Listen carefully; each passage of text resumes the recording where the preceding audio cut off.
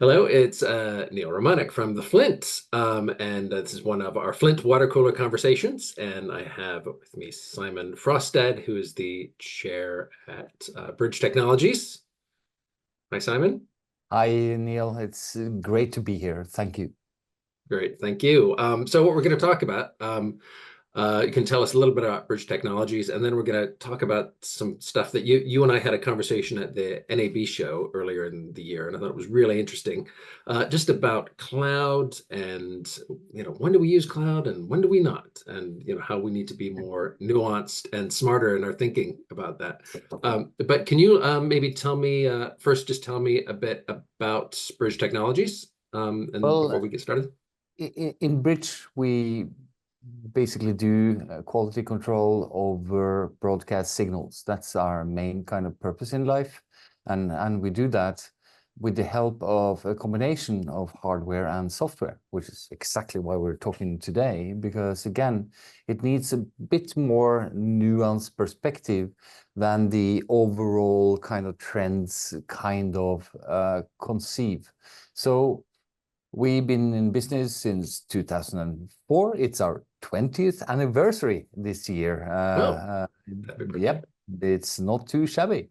We're based in Norway, and we have all of our engineering is here, and basically we try to kind of take the necessary drama out of how you do packet transportation, so that if you then use, which will everybody is, IP networks to transport or even distribution of broadcast signals over the internet, we will have, capability of making that life a bit easier. And that's the whole point of it all.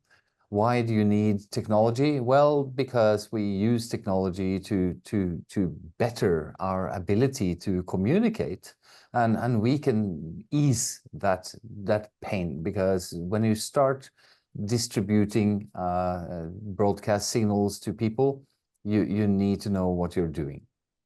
So that's our purpose in life, as Well, fast that as I do it. that's great.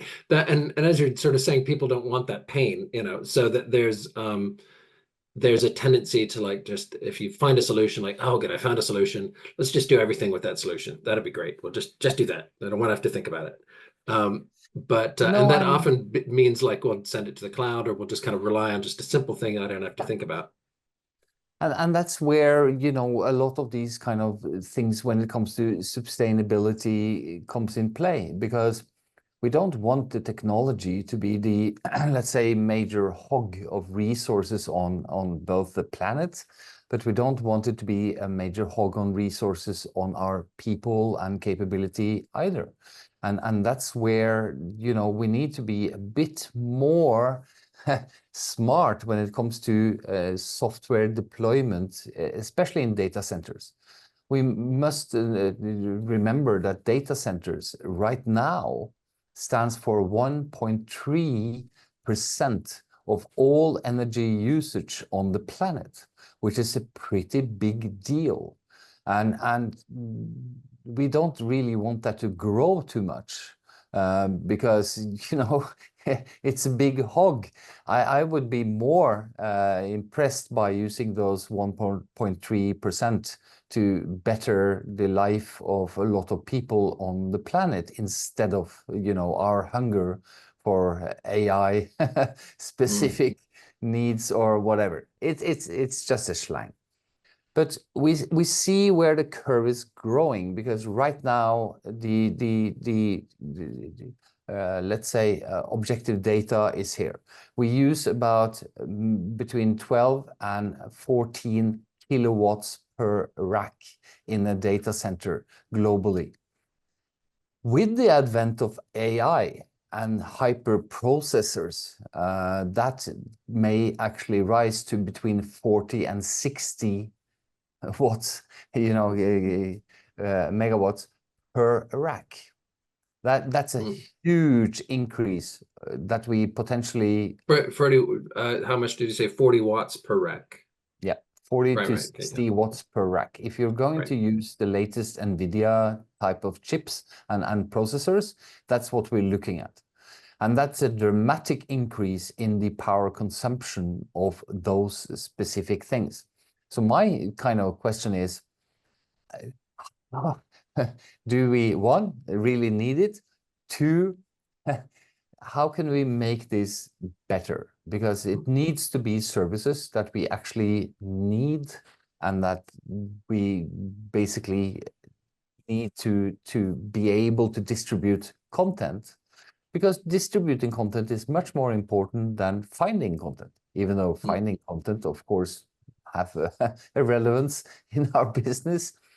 So I'm not that impressed by the industry as a whole to understand this issue. And that is where we have a lot of interesting examples, you know, with market leaders that have done things a bit differently. Instead of centralizing absolutely every function, they distributed the function. And I really want to bring up Netflix as a very, very interesting type of case when it comes to distribution, because they started in the even early days by distributing their distribution platform to the point of the ISP. So instead of then centralizing it like, you know, other actors do in big data centers, they distributed it towards the edge of the network. And they basically gave this away for free, which was kind of like, you know, a big surprise for a lot of ISPs. But the ISPs were very happy because they like happy customers. And if customers can get, you know, Netflix operating better, then they're all for it. So the deal was, we can give you all the server hardware, stuff like that, but you have to provide the rack space and the power. And the cool thing is that right now on planet Earth, Netflix has the most, you know, climate-less impact of any kind of distribution channel, because again, they took this advantage of having stuff on the edge instead of centralizing them, which I really applaud. This is fantastic. And I believe that all the other type of distributors or content owners have to follow suit. So that's really interesting. So that that idea of kind of decentralizing or distributing, or I don't know, maybe finding new places to deploy things, is that a big part of sustainability? Absolutely, because again, one of the key things that we can use to our advantage is the increase in compute power and the increase in capability of computers. And that means that instead of one rack, you can suddenly do the same with half a rack. Suddenly you can do the same with a quarter of a rack. Suddenly you can do the same with just one RU device. And a lot of these things means less power consumption, and that's great, because we don't need a lot of these power hungry capabilities to swarm the planet. If we're going to you know, make do with some decency and a good morale into this, it needs to be done on a sustainable type of level, and that means do more with less. And as the technology evolves, has that allowed more of that to happen? Because I guess, you know, maybe 10 years ago, you might have thought, okay, we can only really do it in this way. Well, I'm going to be a bit cheeky here and use one of our own kind of stuff as an example, because, you know, in our kind of technology, when it comes to understanding picture analytics and everything, we do everything then with 100 gigabit interfaces, soon to be 200 gigabit interfaces. And the key thing there is that we can then do more with less. And the whole point of human progress is to make sure that we can utilize the resources best. That is our kind of moral imperative. And we need to do that in the technology business, particularly because we can. And that means that we don't need as much resources to fulfill a lot of these abilities that we need to have, or the capabilities that we love to have. But we can do that with less amount of disparity today. Great. So where do you see, I mean, and what could you see, say, 5 years from now, 10 years from now? What should we be looking at, or where do we want to go? We want to go to, again, more technology intense, capabilities. Look at servers right now, the ability of multi-core capable servers. I'm using Intel as an example. You suddenly have, dual 48 core CPUs that can actually do anything. And that means that right now the software is the winner here, because the software is what's actually happening. The computing hardware doesn't really matter that much anymore, because we have already reached the kind of capability level that enables us to do whatever in CPU land. That means that we have to write code that utilizes this better, not by being wasteful by, okay, we can throw another CPU core, that's a processing cycle, blah, blah, blah. Because again, that will tie up resources. So we need to create code that actually matters. And that is the challenge for the industry as a whole, not only broadcast, but also the IT industry, because these data centers, they're not sustainable. They again utilize crazy resources.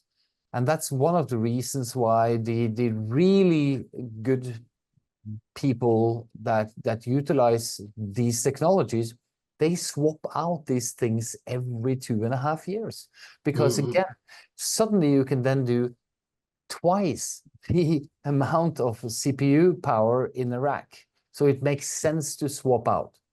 But we cannot continue this indefinitely. We have to, again, make sure that the software follows suit and not being the lazy brother of the hardware expansion, so that we actually can utilize more functions in software than the necessity of replacing hardware every 2.5 years. Crazy. Well, that is really, really fascinating. Thank you so much, Simen. Great to see you. Great to talk to you. Thank you, Neil. And we hope to talk to you again on the Flint.